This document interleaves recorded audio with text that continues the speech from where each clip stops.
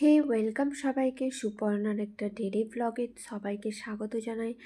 আজকে আমি বানিয়ে নিয়েছিলাম ডিমের চপ। তো ডিমের চপ বানানোর জন্য প্রথমে আমরা আলু আর ডিমটাকে করে নিয়েছিলাম।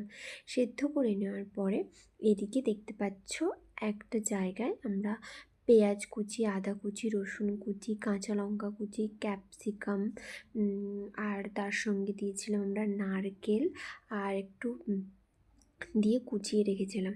তারপর সেটাকে কড়াইতে একটু তেল দিয়ে একটু ভাজা ভাজা করে নিলাম।